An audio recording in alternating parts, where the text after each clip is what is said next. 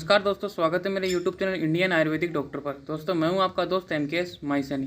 दोस्तों जैसा कि आप सभी को पता है कि हमने फिजियोलॉजी जो प्रथम पार्ट है, प्रथम पेपर है, उसका आयुर्वेद पास कंप्लीट करने के बाद में हमने फर्स्ट पार्ट मॉडर्न का होम्योस्टेटिस कर लिया था।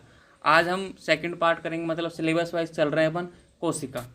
ठीक है, तो कोशिका देखो, ये मैं पहले बता दूँ दोस्तों, मैं आपको ओनली समझाता हूँ कि कैसे स्टडी करना है, किस तरह के क्वेश्चन आते हैं। ये कोई लेक्चर्स वीडियो नहीं है, ठीक है। ये डिटेल में बात नहीं करेंगे, अपन को मैं क्वेश्चन बताता हूँ किस तरह का आपको स्टडी करना है, मतलब इजी बनाता हूँ, किसी भी चीज़ को आपको समझने के लिए इजी बना देता हूँ। तो आज हम बात करेंगे कोशिका के बारे में। तो इस चैप्टर में हम क्या क्या इंपॉर्टेंट है, किस तरह के क्वेश्चन आते हैं और कौन सा कहाँ से आपको स्टडी करना है, कैसे नोट्स बनाने हैं, वो सारी बातें हम करेंगे। तो वीडियो स्टार्ट करते हैं दोस्तों। कोशिका, तो इसमें सबसे पहले आती है कोशिका की परिभाषा। कोशिका की परिभाषा के बाद में आती है कोशिका संरचना, ठीक है। फिर कोशिका भित्ति, कोशिका द्रव, सक्रिय अंग, जितने भी कोशिका के अंदर पाए जाते हैं, ठीक है। लाइबोसोम, पेरोक्सोम, सेंट्रोसोम, स्फटिकाएं, सूत्रकणिका, राइबोसोम, केंद्रक, केंद्रक द्रव, क्रोमोसोम, केंद्रकाणु, DNA और कोशिका भित्ति की आर पार विविध द्रवों का संवहन कैसे होता है। तो दोस्तों ये बता दूँ कि अध्याय 2 है कोशिका सेल फिजियोलॉजी। तो सबसे पहले आपको कोशिका की परिभाषा याद होनी चाहिए, इसमें कोई कहने की बात है। The cell is the basic structure, functional and biological unit of the all non living organism. सभी जीवित जीवों की मतलब क्रियात्मक और संरचनात्मक इकाई कोशिका है। ये सबको पता है, हिंदी में आपने क्लास 10th में या 12th में या नीट की तैयारी करते समय कोशिका वाला चैप्टर स्टडी किया होगा। तो यहाँ पे क्या किया BMS में आके वही सारे पॉइंट, वही सारी बातें इंग्लिश में लिख दी। तो अब एग्जाम में कैसे लिखना है आपको, जो हिंदी मीडियम के स्टूडेंट हैं उनके लिए ये चैनल बहुत ज़्यादा महत्वपूर्ण होता है। देखिए क्योंकि मैं खुद हिंदी मीडियम का हूँ, तो उन्हीं के लिए मैं वीडियो बनाता हूँ। इंग्लिश मीडियम मेरे को भी नहीं आती, तो मैं उन्हीं के हेल्प के लिए ये वीडियो बनाता हूँ। दोस्तों एग्जाम की दृष्टि से आपको कोशिका की परिभाषा नहीं पूछी जाएगी, क्योंकि इतना ईजी क्वेश्चन भी नहीं आता। तो आता क्या है इस चैप्टर से, तो कोशिका आपने पता है, आपको कोशिका की संरचना आपको पता है, कोई कोशिका भित्ति, कोशिका झिल्ली, कौन कौन से द्रव पाए जाते हैं, उनके कार्य क्या है, ये सारी चीज़ें आपने हिंदी में स्टडी कर रखी। अब यहीं पे क्या है, उन्हीं चीज़ों को रिपीट किया गया है।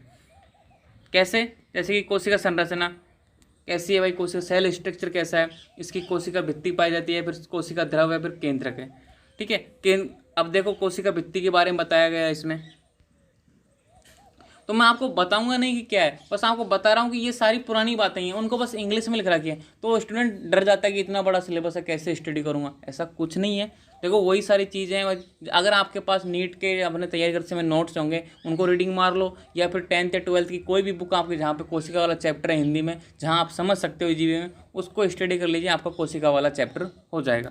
देखो सेम है कोशिका भित्ति की संरचना, ठीक है। फिर है कोशिका भित्ति, प्रोटीन के कार्य, जिसमें कोशिका भित्ति में जो प्रोटीन पाई जाती है उसके क्या कार्य हैं। फिर है कोशिका द्रव और सक्रिय अंग। सक्रिय अंग में वही है जो कोशिका के अंदर पाए जाते हैं, जैसे साइटोस्केलेटन किसको बोला जाता है। ये सारी चीज़ें अपन छोटी छोटी बातें स्टडी कर चुके हैं, तो मैं यहाँ पे बता नहीं रहा हूँ। आपको क्वेश्चन किस तरीके से आता है और कौन सा इंपॉर्टेंट पॉइंट है वो आपको मैं बताऊँगा, कि वो तो आपको याद करना ही है, चाहे कहीं से भी याद करो, लेकिन वो उसमें से क्वेश्चन आने की संभावना ज़्यादा रहती है, ठीक है। तो अंत द्रव्य जालिका, ये सब दोस्तों आप जितने भी अंग पढ़ोगे कोशिका के, उनके कार्य जरूर याद रखना कि भाई अंत द्रव्य जालिका क्या कार्य है, राइबोसोम्स का क्या कार्य है, ठीक है, माइटोकॉन्ड्रिया क्या कार्य है। ये छोटे छोटे 2 नंबर में क्वेश्चन आ जाते हैं, तो आपको चाहे इंग्लिश में लिखो या हिंदी में लिखो, तो आंसर तो सेम होता है, इसलिए आपको डरने की जरूरत नहीं है। गोल्जिकाय समूह का क्या कार्य है, ठीक है। और बॉडी के अंगों के नाम, मतलब जो कोशिका में जो अंग पाए जाते हैं, जैसे गोल्जिकाय है, राइबोसोम्स है, अंतर्प्रदव जालिका है, माइटोकॉन्ड्रिया, इनके नाम तो याद होने ही चाहिए। देखो आप BMS कर रहे हो, डॉक्टर बन रहे हो, तो आप इतना भी इजी मत कीजिए कि कुछ स्टडी ना करो। तो यही सारी चीज़ें आपने 10th और 12th और नीट की तैयारी में स्टडी की होगा, वही सब सेम है, उससे कोई भी 1% भी ज़्यादा नहीं है। मैं तो ये बोलूँगा कि नीट की तैयारी से कम ही सिलेबस में है, लेकिन कुछ पॉइंट होते हैं जो ज़रूरत से ज़्यादा है, मतलब डॉक्टरी के हिसाब से होने भी चाहिए, वो हैं और वो एग्ज़ाम में आते हैं। तो वही आते हैं जो एक्स्ट्रा है ना, वही एग्ज़ाम में आता है। तो सेकंड है गोल्जिकाएं, ठीक है, लाइबोसोम, पेरोक्सिसोम, सेंट्रोसोम, स्फटिकाएं, ठीक है, सूत्रकणिका, ये माइटोकॉन्ड्रिया सूत्रकणिका बोलते हैं। सूत्रकणिका की अंतर संरचना किस तरह की होती है, ये सब हिंदी में आपको पता होगा सब कुछ। माइटोकॉन्ड्रिया कार्य, राइबोसोम्स के कार्य। अब आगे आते हैं जो इंपॉर्टेंट है वहाँ पे, केंद्र की संरचना, केंद्रक द्रव, क्रोमेटिन। ये सारी बातें अपन कोई भी हिंदी वाली किताब उठा लेना, 10th की 12th की या फिर अपने नीट के नोट्स, वहाँ मिल जाएंगी।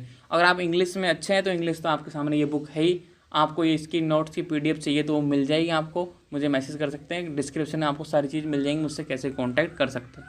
ठीक है, अब आता है इंपॉर्टेंट पॉइंट पे, DNA की संरचना। DNA आपको पता है, जब आप 12th में खूब पढ़ा हो तो एक बड़ा लेंथी चैप्टर होता है DNA का। 12th के हिसाब से मार्क्स हिसाब से 10 नंबर का आता है, और PMT की तैयारी करते हैं तब भी वो अच्छे नंबर को होते हैं, तो सभी अच्छा ध्यान देते हैं, कोई टेंशन नहीं। अब आता है यहाँ से इंपॉर्टेंट चैप्टर। ठीक है, इंपॉर्टेंट चैप्टर क्या आता है दोस्तों, अपन मिसिंग, हाँ, कोशिका भित्ति के आर पार विविध द्रवों का संबंध। ये इंपॉर्टेंट चैप्टर है, मतलब इंपॉर्टेंट चैप्टर का इंपॉर्टेंट टॉपिक कि transportation of various substance across cell membrane. इस टॉपिक को आपको याद करना, क्योंकि ये 5 नंबर वाला टॉपिक बनता है। वैसे मॉडर्न से क्वेश्चन कम आता है, लेकिन रेयर चांस में ये क्वेश्चन आता है कोशिका वाले चैप्टर से, क्योंकि इतना इजी चैप्टर होता है, अपन स्टडी करते रहते हैं, आपको पता रहता है। क्लास 8 के बाद में कोशिका स्टार्ट हो जाती है, और 12th के नीट की तैयारी करते हैं कोशिका पढ़ती है, तो वही सारी चीज़ें यहाँ पे इंग्लिश में दे रखी है। थोड़ा क्या दिखावा कर दिया ना भाई, इंग्लिश में दे दिया, डॉक्टर बन रहे हैं तो इंग्लिश में स्टडी कर रहे हैं, ऐसा ही है, वैसा कुछ नहीं है, सब हिंदी वाला ही है। उसकी एक एक लाइन अगर कॉपी करोगे तो सेम वैसी की वैसी मिलेगी। लेकिन इंपॉर्टेंट पॉइंट है एग्जाम की दृष्टि से, कोशिका भित्ति के आर पार विविध द्रवों का संवहन। ओके, तो इसको मैं समझाऊंगा नहीं, लेकिन मैं आपको बताऊंगा कि भाई इसको आपको याद रखना है, इंपॉर्टेंट है। और ज़्यादा नहीं, इसकी जैसे transport protein, recognises protein, adhesin protein, receptor protein और इलेक्ट्रो ट्रांसफर प्रोटीन, अलग अलग प्रोटीन होते हैं, वो किस तरीके से सम्मिलित होते हैं, वो सारी बातें बताई हुई हैं। ठीक है, ये क्लास 12 जब आपने स्टडी किया होगा, उसमें कोशिका का चैप्टर, उसमें ये चित्र सब में बना होता है, कोशिका वाले चैप्टर में ये चित्र सब में बना होता है। तो आपको अपनी सेल को, यादाश्त को वापस आइए और इस चित्र को दोहराइए, और ये आपको बनाना भी एग्जाम अगर ये क्वेश्चन आता है तो। ठीक है, वही है passive transport across the cell membrane. ठीक है, तो पैसिव के कितने पार्ट हैं मैं आपको बताता हूँ, बल्क फ्लो और सिंपल डिफ्यूजन, और डिफ्यूजन मतलब विसरण के माध्यम से जहाँ सांद्रता देगा उससे दूसरी तरफ जाना, और बल्क फ्लो। ठीक है, अब आता है कोशिका द्रव्य वृद्धि को डिफ्यूजन रेट वृद्धि वाले कारक कौन कौन से हैं। ये सब फैक्टर्स है ना, जो ये वाला पॉइंट है वो आपको याद होना चाहिए, इसको थोड़ा सा डीपली और अच्छे से स्टडी करना है। देखो पूरे चैप्टर से मैंने एक पॉइंट बताया कि कोशिका भित्ति से आर पार होने वाले प्रोटीन किस तरीके से जाते हैं, किस तरीके से उनका संवहन होता है, वो आपको याद रखना है। और इसमें भी सबसे ज़्यादा इंपॉर्टेंट होता है एक्टिव सक्रिय संवहन, किस active transport across the cell membrane, ये इंपॉर्टेंट पॉइंट होता है। तो ये आपको याद रखना है, और उसके बाद में ये चैप्टर पूरा हो जाता है। देखो मैं आपको बताता हूँ, कोशिका में यहाँ देखते हैं अपन, सेल है। ठीक है, सेल के बाद में जितने भी अंग हैं आपने सब स्टडी किए हैं कि भाई कोशिका भित्ति होती है, कोशिका झिल्ली होती है, केंद्रक होता है, केंद्रक द्रव होता है, जितने भी जो अंग है, कोशिका अंग पाए जाते हैं उस कोशिका के अंदर, उन सारों का संरचना कैसी है, उनके अंग कैसे हैं। ठीक है, ये सारे इस चैप्टर में बात की गई है। उसके बाद में आता है भाई कोशिका की आर पार जो भित्ति होती है, झिल्ली, उसके आर पार जो पदार्थों का संवहन कैसे होता है। एक तो होता है निष्क्रिय, एक एक्टिव। निष्क्रिय किस प्रकार से होता है और एक्टिव किस प्रकार से होता है, इस चैप्टर का सारांश यही है। इस चैप्टर में से इंपॉर्टेंट पॉइंट ये है कि कोशिका की परिभाषा याद कर लो, और जो प्रमुख कोशिकांग हैं उनके कार्य याद कर लो कि क्या क्या कार्य करते हैं। और सबसे इंपॉर्टेंट बात ये कि संवहन, कोशिका भित्ति के आर पार संवहन वाला टॉपिक आपको थोड़ा सा ध्यान से देखना है, क्योंकि इसके चांसेस होते हैं 50% आने के। ओके, आई होप आपको समझ में आया। ये PDF आपको चाहिए, सारे नोट्स की PDF आपको चाहिए, मिल जाएगी, मुझसे कांटेक्ट कर सकते हो। थैंक यू, धन्यवाद।